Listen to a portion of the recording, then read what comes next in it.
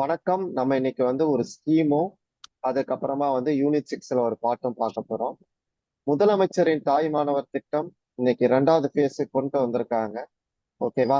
இதுல ஏற்கனவே முதலமைச்சரின் தாய் மாணவர் திட்டம்னு ஒண்ணு இருக்கு. அதுல என்னென்ன நிதி உதவிகள் செய்யறாங்க, என்னென்ன திட்ட செயல்பாடுகள் இருக்கு அப்படிங்கிறதும், தாய் மாணவர் அப்படிங்கிறத வச்சு ஏற்கனவே குரூப் 2A மெயின்ஸ்ல ஒரு கொஸ்டின் கேட்டிருக்காங்க. அதையும் தாய்மானவர் சுவாமிகளை பத்தியும் நம்ம தெரிஞ்சுக்க போறோம். ஏன்னா தாய்மானவர் திட்டம்ங்கிறது யூனிட் 5ல கவர் ஆகும். தாய்மானவர் சுவாமிகள்ங்கிறது யூனிட் 6ல கவர் ஆகும். ஸோ ரெண்டுத்தையும் இந்த வீடியோல நம்ம பார்க்க போறோம். இந்த பிடிஎஃப்ையும் இந்த வீடியோ ப்ரிப்பேர் பண்ணது யாரு அப்படின்னு பார்த்தாங்கன்னா நானும் சூர்யா ப்ரோவும். ஸோ நம்ம இப்ப வீடியோக்குள்ள போலாம். வாங்க ப்ரோ. வணக்கம். வணக்கம் ப்ரோ. ஓகே. இப்ப ஓகே. குரூப் 2A மெயின்ஸ்ல ஒரு கொஸ்டின் கேட்டிருக்காங்க. ஓகேவா? People in Tamil Nadu greets chief minister as Thayumanavar for the introduction of the scheme. ஓகேங்களா? தமிழ்நாட்டில் இத்திட்டத்தை அறிமுகப்படுத்தியதற்காக முதலமைச்சரை மக்கள் தாய்மானவர் என்று அழைக்கின்றனர் அப்படின்னு சொல்லியிருக்காங்க. எந்த திட்டத்தை அறிமுகப்படுத்தியதற்காக முதலமைச்சரை மக்கள் தாய்மானவர் என்று அழைக்கின்றனர்? இந்த கொஸ்டின் குரூப் 2A மெயின்ஸ்ல கேட்டிருப்பாங்க. இது எக்ஸ்பர்ட் கமிட்டிக்கு ரிசர்வ் பண்ணியிருப்பாங்க. சரிங்களா? பள்ளியில் காலை உணவுங்கிறது தான் கரெக்டான ஆன்சரா இருக்கும். ஏன்னா இது ஒரு தமிழரசு மேகசின்ல வந்திருக்கும். சரிங்களா? ஒரு தமிழரசு மேகசின் லாஸ்ட் இயர் அக்டோபரோ நவம்பரோ வந்திருக்கும்னு நினைக்கிறேன். சரிங்களா? இப்ப நம்ம போயிடலாம். ஓகே. இந்த ஸ்கீமை லான்ச் பண்ணும் பொழுது தமிழ்நாட்டின் முதலமைச்சர் தாய்மானவர் அப்படிங்கிற மாதிரி தமிழ்நாட்டின் முதலமைச்சரின் தாய்மானவர் திட்டம் அப்படின்னு சொல்றாங்க.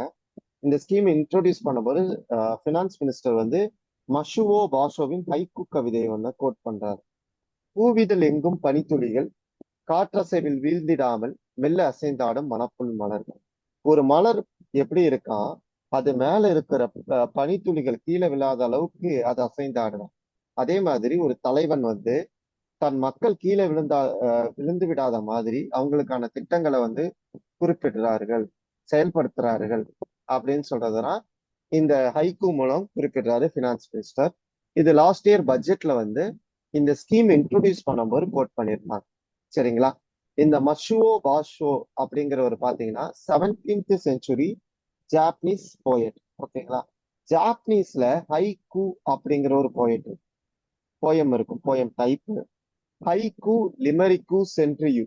இது எல்லாமே பாத்தீங்கன்னா 2 வரி 3 வரி அப்படிங்கிற மாதிரியான போயம். ஓகேவா? நம்ம ஊர்ல குறள் இருக்கு பாத்தீங்களா, திருக்குறள். அந்த மாதிரி திருக்குறள் கூட குறள் வெண்பா அப்படின்னு நம்ம சொல்லுவோம்.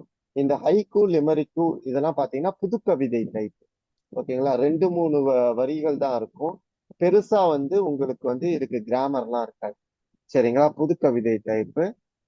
இந்த ஹைக்கூங்கிறது எந்த ஊர் போயம்னா ஜப்பான் போயம். சரிங்களா? ஜாப்பனீஸ் போயம் ஹைக்கூங்கிறது. ஓகே. சோ இந்த இந்த போயட் இருக்காரு இல்லையா, இந்த போயட் அதிகமா எம்பசைஸ் பண்றது எது அப்படின்னு பாத்தீங்கன்னா குளோபல் பிரதர்ஹுட். ஓகேங்களா? உலக உடன்பிறப்பு நேயம் அப்படின்னு சொல்லுவாங்க. யுனிவர்சல் பிரதர்ஹுட் அப்படின்னு சொல்றாங்க. ஃப்ரெட்டர்னிட்டி அப்படிங்கறத நம்ம பேசுவோம் இல்லையா, அந்த ஃப்ரெட்டர்னிட்டியை தான் அவர் அதிகமா எம்பசைஸ் பண்ணுவார். சரிங்களா? ஓகே. ஓகே. இப்போ நம்ம ஸ்கீம் பத்தி போலாம். ஸ்கீம் பத்தி இன்ட்ரோடியூஸ் பண்ணுங்க. ஓகே.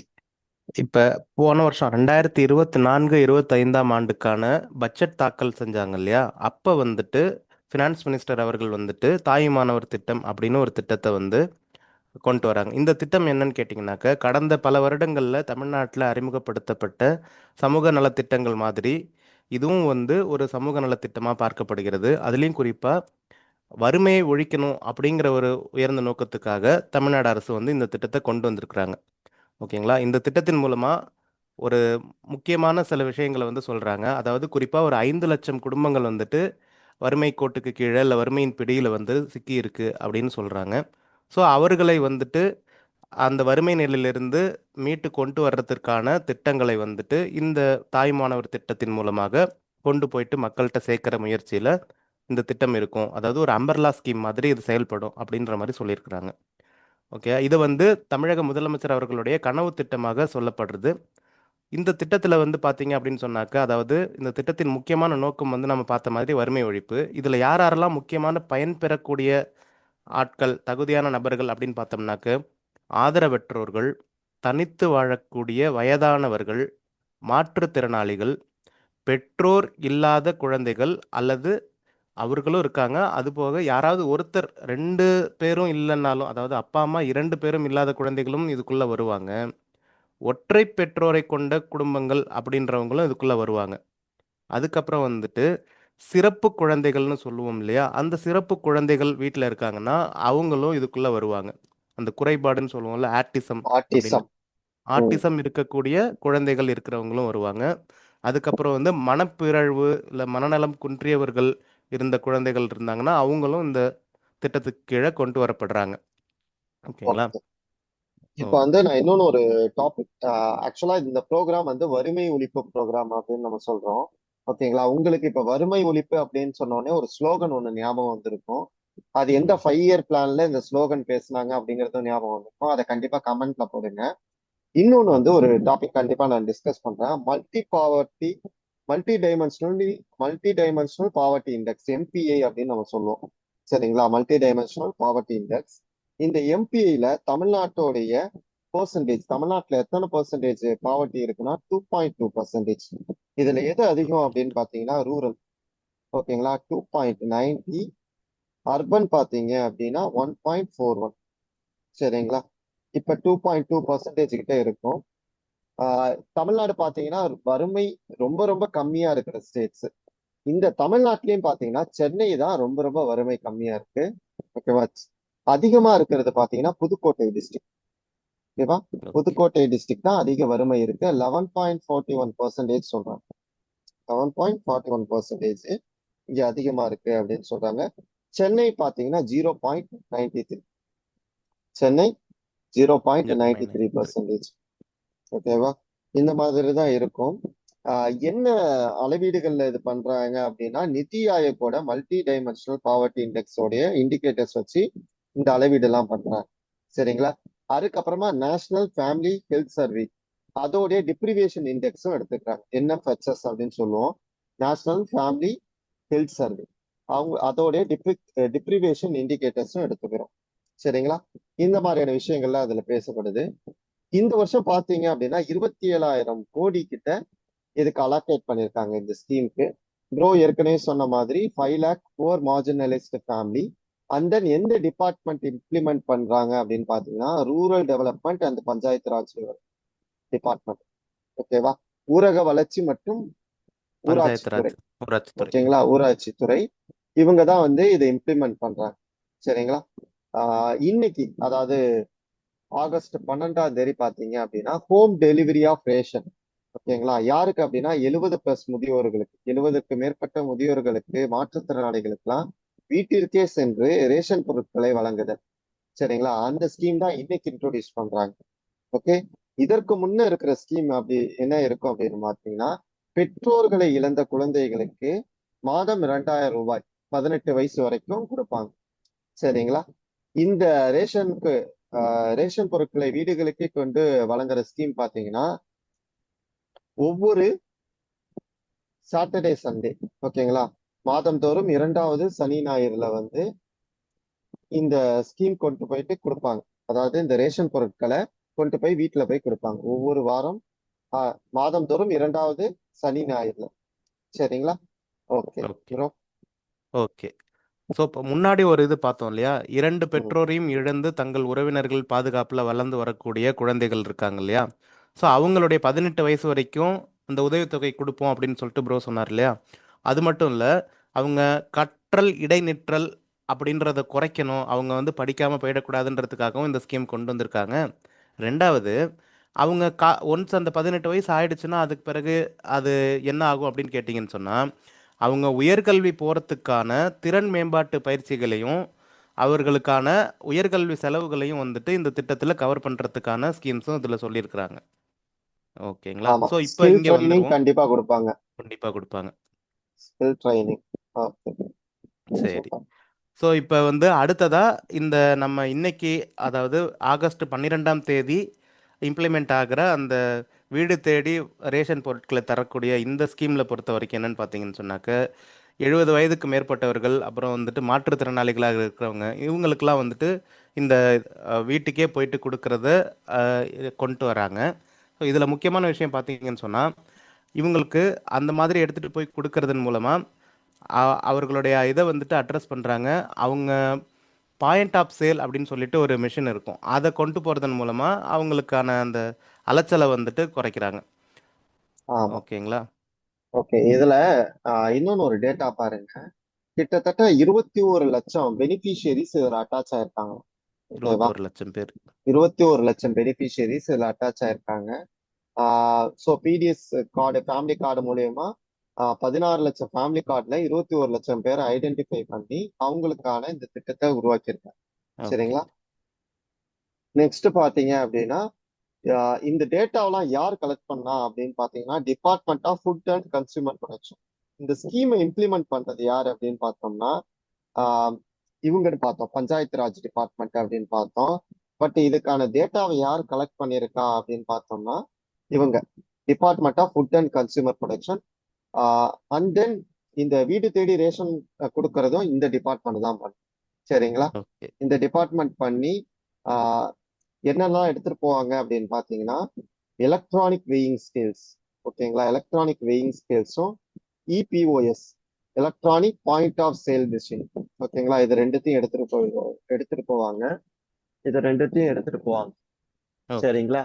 அதுக்கப்புறம் பாத்தீங்கன்னா என்னென்ன கூட்ஸ் எல்லாம் கொடுக்குறாங்கன்னா ரைஸ், சுகர், ஆயில் மூணுமே கொடுக்குறாங்க. சரிங்களா? Okay. Second Saturday, Sunday off each month. இதுதான் ரொம்ப இம்பார்ட்டன்ட். ஓகேங்களா? கொஸ்டின் கேட்கறதுக்கான வாய்ப்பு. ஓகேங்களா? ஓகே. அவ்வளவுதாங்க இந்த தாய்மானவர் இதுல திட்டம் பொறுத்த இன்னும் ஒரே வரைக்கும். ஒரு டேட்டா மட்டும் சொல்லிடுறேன். ம், மொத்தமா வந்து பாத்தீங்கன்னு சொன்னாக்க 34,809 நியாய விலைக் கடைகள் வந்துட்டு இது மூலமா இந்த திட்டத்தை வந்து அமல்படுத்துறதுக்கு இருக்காங்க. அது ம். மட்டும் இல்லாம இந்த மூத்த குடிமக்கள் அவங்க வீட்டில் இருக்கிறாங்க அப்படின்ற பட்சத்தில் அந்த மாதிரி எத்தனை குடும்ப அட்டைகள் இருக்குனாக்க ஒரு 15,81,000 குடும்ப அட்டைகளில் வந்து ஒரு 20,42,657 பயனாளர்கள் இந்த திட்டத்தின் மூலமாக பயன்பட போகிறாங்க அப்படின்ற மாதிரி டேட்டா சொல்லியிருக்கிறாங்க. அதே ம். மாதிரி 91,960 குடும்ப அட்டைகளில் இருக்கக்கூடிய 1,27,800 மாற்றுத்திறனாளிகள் இந்த திட்டத்தினால பயனடைய போகிறாங்க ஆமா. அப்படின்ற மாதிரி சொல்லியிருக்காங்க. கிட்டத்தட்ட 1.5 லட்சம். ஆமாம். ஓகேங்களா? 1.5 1,50,000 லட்சம் மக்கள் வந்து இதுல பயனடை, 1 லட்சம் மாற்றுத்திறனாளிகள், மாற்றுத்திறனாளிகள் பயனடைய போகிறாங்க. 20 ஆமா 20 லட்சம் சீனியர் சிட்டிசன். ஓகேங்களா? ஆமாம். 1.5 ஓகே. லட்சம் மாற்றுத்திறனாளிகள், 20 லட்சம் சீனியர் சிட்டிசன்ஸ். ஓகே. இதுக்கு சரி. அரசாங்கத்துக்கு எவ்வளோ செலவாகுது அப்படின்னு பார்த்தீங்கன்னா அதுவும் சொல்லியிருக்கிறாங்க. ஒரு ம். 30 கோடி ரூபாய் வந்துட்டு இதில் செலவாகும் அப்படின்ற மாதிரி இதில் கொடுத்துருக்காங்க. அதில் இதில் போடலை. போடல. 30 கோடி ரூபாய் செலவாகும். ஓகே. ஆக்சுவலா 21,000 கோடி வந்து தாய்மானவர் திட்டத்துக்குனே ஒதுக்கி இருக்காங்க. ஒதுக்கியிருக்காங்க. அதுல ஆமாம். ஓகேவா? ஆமாம். 21,000 கோடி வந்து தாய்மானவர் திட்டத்துக்குனே ஒதுக்கி இருக்காங்க. அதுல வந்து அந்த பெற்றோரை இழந்த குழந்தைகளுக்கு வந்து மாதம் 2,000 ரூபாய் அதுவும் கணக்குல அடங்கும். இந்த மாதிரியான ஸ்கீம்ஸும் கணக்குல அடங்கும். ஆமாம். சரிங்களா? இதெல்லாம் தாய்மானவருக்கு கீழே வருது. ஓகே. ஓகே. நெக்ஸ்ட் போயிடலாம். ஓகே. தாய்மானவர் சுவாமிகள். ஓகேவா? ஓகே. தாய்மானவர் சுவாமிகள் யூனிட் 6க்கான கான்செப்ட் இது. ஓகே. தாய்மான சுவாமிகள் உங்களுக்கு நீங்க ஏற்கனவே ஜெனரல் தமிழ் எடுத்திருந்தீங்கன்னா தெரியும். ஜெனரல் தமிழ் இல்லாத ஸ்டூடெண்ட்ஸ்க்கும் உள்ள மாதிரி நாங்க இது கவர் பண்ணியிருக்கோம். தாய்மானவ சுவாமிகள் 18ஆம் நூற்றாண்டில் வாழ்ந்த சைவ ஞானி, மெய்ஞான ஞானி அப்படின்னு சொல்லுவாங்க. ஓகேவா? இவர் ம். பாத்தீங்கன்னா ஒரு திருமூலர் பரம்பரை அப்படின்னு சொல்லுவாங்க. ஓகேவா? திருமூலர், வள்ளலார் இந்த மாதிரியான ஆட்கள்ல தாய்மானவரும் ரொம்ப முக்கியமானவர். திருமூலர் பரம்பரை. ஓகேவா? ஓகே. ஆஹ் இவர் வந்து இவருடைய பெற்றோர் கெடிலியப்ப பிள்ளை, தாய் கெஜவல்லி அம்மையார். இவருக்கு வந்து தமிழ் மற்றும் வடமொழி, சான்ஸ்கிரிட்டும் தெரியும், தமிழும் தெரியும். ஓகே. திருச்சிராப்பள்ளி விஜய ரகுநாத சொக்கலிங்க நாயக்கரிடம் அரச கணக்காளராக பணியாற்றினார். ம். சம்பிரித்தி அப்படின்னு சொல்றாங்க. அரச கணக்காளர் அப்படின்னு சொன்னா சம்பிரித்தி அப்படின்னு சொல்றாங்க. யாருக்கு பணியாற்றிருக்காருன்னா விஜய ரகுநாத சொக்கலிங்க நாயக்கர், திருச்சிராப்பள்ளி. இதெல்லாம் ஓகே. இம்பார்ட்டன்ட். இதெல்லாம் வச்சு ஓகே. ஸ்டேட்மெண்ட்ல கேட்பாங்க. Next okay. மெய்ஞான அனுபவம். ப்ரோ கண்டினியூ பண்றீங்களா? ஓகே. மெய்ஞான அனுபவம் அதாவது பத்தி. ஆ ம், அதுக்கு முன்னாடி இவங்க எங்க படிச்சாங்க அப்படின்னு கேட்டிங்கன்னாக்க திருச்சிராப்பள்ளியில பாடசாலை நடத்திட்டு வந்தக்கூடிய சிற்றம்பல தேசிகர் அப்படின்னு ஒருத்தர் இவங்களுக்கு ம், வந்துட்டு சமஸ்கிருதம், கணித சாஸ்திரம், ஜோதிடம், தேவாரம், திருவாசகம், அருணகிரிநாதரனுடைய திருப்புகழ் இது எல்லாத்தையும் வந்து அவங்களுக்கு சொல்லி கொடுத்து வளர்த்துருக்காங்க. அதனால இவங்க வந்து சின்ன வயசுலயே வந்துட்டு பாடல் பாடக்கூடிய இதெல்லாம் வந்திருக்கு. அந்த திருமூலர் மரபில் எப்படி இவங்க வருவாங்க அப்படின்னு கேட்டிங்கன்னு சொன்னாக்க, இவர் அந்த மாதிரி பாடல் பாடி அந்த புலமை பெற்ற பிறகு அவர் வந்து ஒரு பாடல் பாடுறாங்க. அந்த பாடலை வந்துட்டு திருமூலரினுடைய மரபில் வழிவந்த ஒரு மௌனகுரு சுவாமிகள் அப்படின்னு ஒருத்தவங்க வந்துட்டு அந்த பாடலை கேட்டு அந்த மரபில் அவரையும் இணைச்சிக்கிட்டு தன்னோட சீடராக அவரை ஏற்றுக்கிறாங்க. ஸோ அப்படி தான் வந்துட்டு அவங்க வராங்க. அடுத்தது வந்து நாயக்க மன்னர் இருக்காங்க இல்லையா? ஸோ அவங்க வந்துட்டு என்ன பண்ணுறாங்க, இவங்களுடைய இதை பார்த்துட்டு அவங்க ஏன்னா அவங்க பல இதில் வந்துட்டு வித்தகராக இருக்கிறதுனாலையும் கணிதத்தில் பயிற்சி பெற்றவராக இருக்கிறதுனாலையும் கணக்க பிள்ளையாக அவங்க வந்துட்டு சேர்த்துக்கிறாங்க. அதுக்கப்புறம் வந்து அஹ், இந்த சாரமா முனி, அப்புறம் வந்துட்டு தீட்சை, இது மாதிரி மந்திர உபதேசங்களும் நிறைய வாங்கியிருக்கிறாங்க. ஓகேங்களா? ஆக்சுவலா சாரமா முனிங்கிறது மடம். ஓகேவா? அந்த ம். மடத்துல சூட்ச தீட்சை, வாசக தீட்சை வாசக தீட்சை.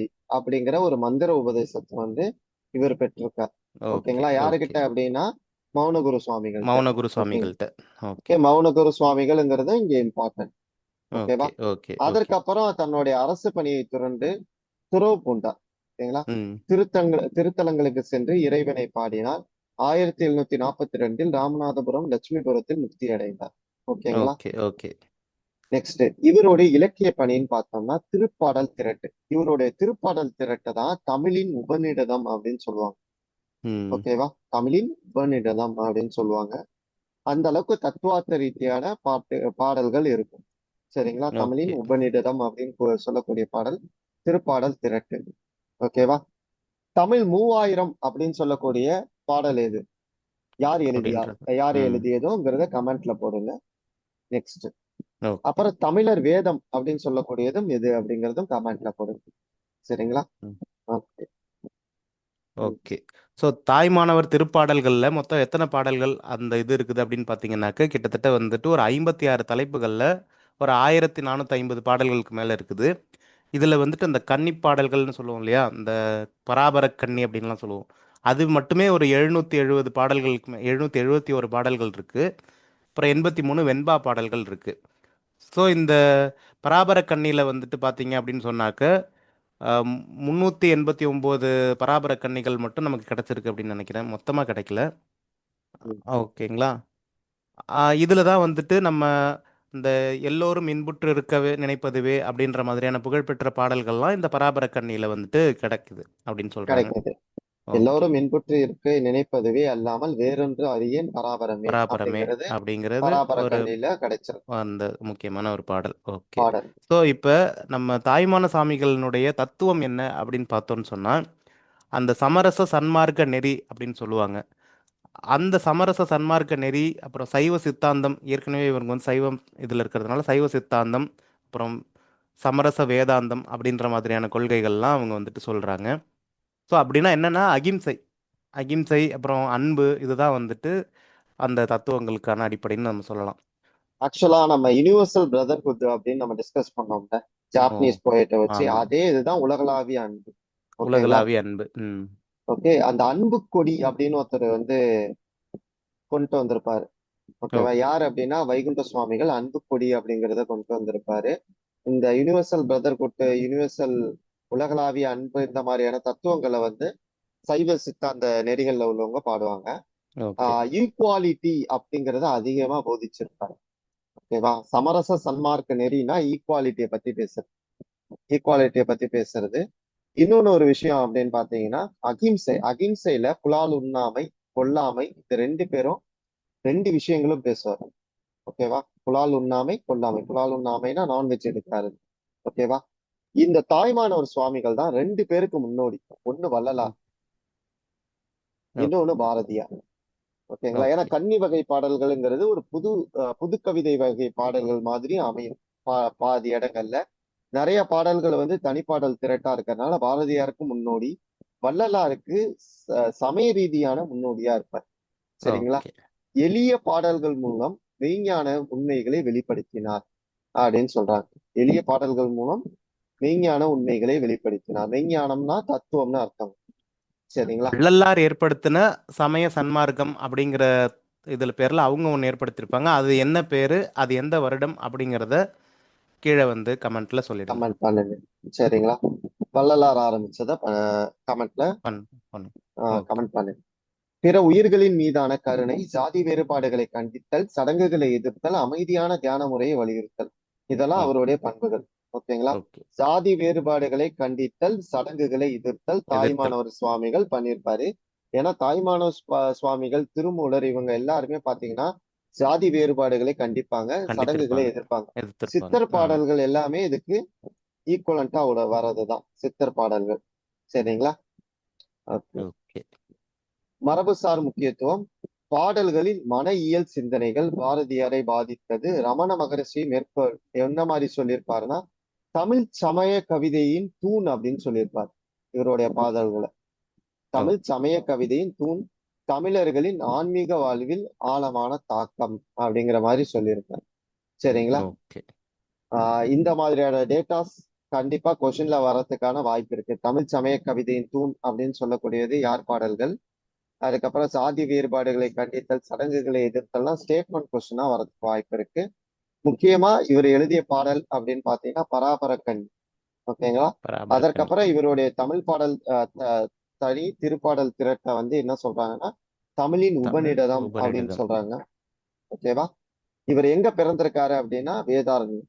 ஓகேங்களா? நாகப்பட்டினம் மாவட்டம் வேதாரண்யம்ல திருமறைக்காடு பிறந்திருக்காரு. ம் திருமறைக்காடு இன்றைய பேர். சரிங்களா? ஓகே நன்றி, வணக்கம். ஓகேங்களா?